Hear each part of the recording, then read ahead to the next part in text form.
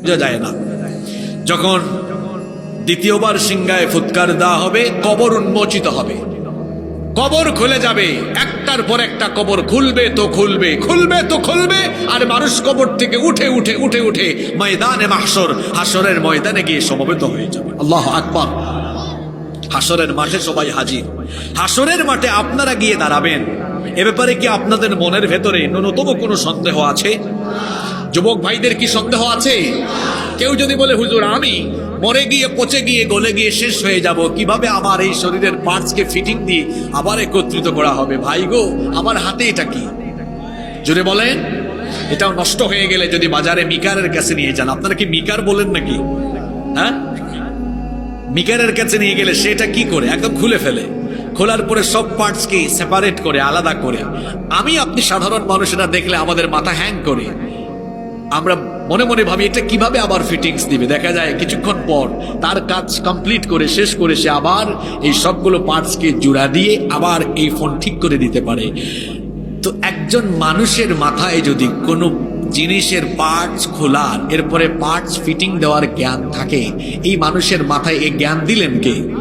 তো আল্লাহর দেওয়া জ্ঞান ব্যবহার করে মানুষ যদি আরো বড় বড় জিনিসের ফিটিংস দেয়, এই যে বিমান, কত বিশাল বিশাল এক একটা বিমান, পার্টস গুলো আলাদা থাকে, আবার লাগায় আবার খুলে, আল্লাহর দেওয়া জ্ঞান দিয়ে যদি মানুষ এরকম খোলাখুলি আর ফিটিংস করতে পারে, আমার আপনার মাত্র 3.5 হাতের দুর্বল শরীরের সব ফিটিংস আলাদা হয়ে গেলে সেটা জোড়া দিয়ে আবার আমাদেরকে পুনরুজ্জীবিত করা, এটা আল্লাহর জন্য বহু কঠিন কাজ। জোরে বলেন, এটা কি খুব কঠিন কাজ? আলাম ইয়াকুন উতফাতাম মিন মানিয়্যিন ইউমনা। আল্লাহ জিজ্ঞেস করছেন, তুমি কি স্থলিত এক ফোঁটা শুক্রাণু ছিলে না? তুমি তো এক ফোঁটা স্পার্ম ছিলে না, পাক পানি, যেখান থেকে তোমার মায়ের পেটে ধাপে ধাপে তোমাকে তৈরি করা হয়েছে। এটা কি হলো? কারেন্ট চলে গেছে না? চলে এসেছে, আলহামদুলিল্লাহ পড়েন। আরেকটু জুড়ে বলেন আলহামদুলিল্লাহ। সে আল্লাহ বলছেন, তুমি কি এক ফোঁটা স্থলিত শুক্রবিন্দু ছিলে না? সেখান থেকে যদি ধাপে ধাপে আমি তোমাকে বানাতে পারি, আলাইসা যালিকা বিকাদিরিন আলা আন ইউহইয়াল মাউতা। সে আল্লাহ কি তোমার মতো দুর্বল মানুষ মরে গেলে, পচে গেলে, গলে গেলে তিনি আবার চিন্তা করতে পারবেন না? জোরে বলেন, পারবেন কিনা? হাসরের ময়দান কায়েম হয়ে যাবে, সেই দিন মানুষ 2 দলে বিভক্ত হবে। জোরে বলেন তো কয় দল? এদিক থেকে আওয়াজ আসে না। মানুষ কয় দল হবে? তখন আওয়ামী লীগ নাই, বিএনপি নাই, জামাত নাই, জাতীয় পার্টি নাই, হেফাজত নাই, জমিয়ত নাই, খেলাফত নাই, কিছুই নাই। কয় দল? জোরে বলেন, কয় দল? ফারীকুন ফিল জান্নাতি ওয়া ফারীকুন ফিস সাঈর। এক দল হবে জান্নাতি, আর এক দল হবে জাহান্নামী। জান্নাত আর জাহান্নাম একরকম নয়। জান্নাত আর জাহান্নামীদের অধিবাসীরাও একরকম হবে না। এজন্য আল্লাহ তাআলা কোরআনে কারীমে বলেছেন, লা ইয়াস্তাউই আসহাবুন নারি ওয়া আসহাবুল জান্নাহ, আসহাবুল জান্নাতি হুমুল ফাইজুন। জান্নাত আর জাহান্নামের অধিবাসীরা সমান নয়।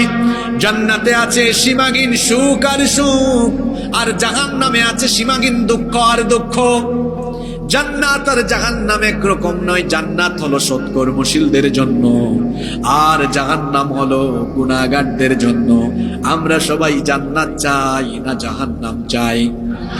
আসতে বলবেন না, জুড়ে বলেন, জান্নাত না জাহান্নাম? এই 2 জায়গা কিরকম? আর এই দুই জায়গার অধিবাসী কারা হবে? যেতে হলে কি করা লাগবে? আজকে আপনাদের উদ্দেশ্যে, মা বোনদের উদ্দেশ্যে, সবার উদ্দেশ্যে এই বিষয়ে কথা হবে ইনশাআল্লাহ। সারা জীবন তো শুধু জান্নাত জান্নাত শুনলেন, কিন্তু আপনার জন্য আল্লাহ তাআলা জান্নাতকে যে কত ফ্যান্টাস্টিক করে, কত চমৎকার করে বানিয়েছেন, তা আপনার কল্পনারও বাহিরে। আল্লাহু আকবার। প্রথমেই শুনুন, আপনার জন্য আল্লাহর তৈরি করা জান্নাতের বিশালতা কেমন, সেই জান্নাতের ব্যাপকতা কেমন।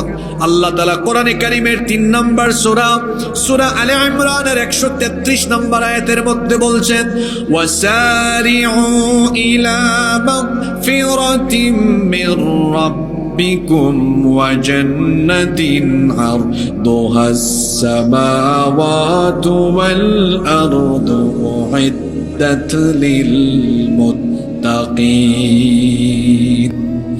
আল্লাহ তাআলা বলছেন, আর তোমরা তোমাদের রবের ক্ষমা এবং সেই জান্নাতের দিকে দ্রুত গতিতে ধাবমান হও, অগ্রসর হও, যেই জান্নাতকে তোমাদের রব আসমান সমূহ আর জমিনের চাইতে আরো বিশাল করে তোমাদের জন্য বানিয়েছেন। জান্নাত কত ব্যাপক হবে শোনেন। আল্লাহ নবী বলেছেন, একেবারে লোয়ার ক্লাসের সর্বনিম্ন মর্যাদার জান্নাতি যেই ব্যক্তি হবেন, তাকেও আল্লাহ তাআলা এই পৃথিবীর মতো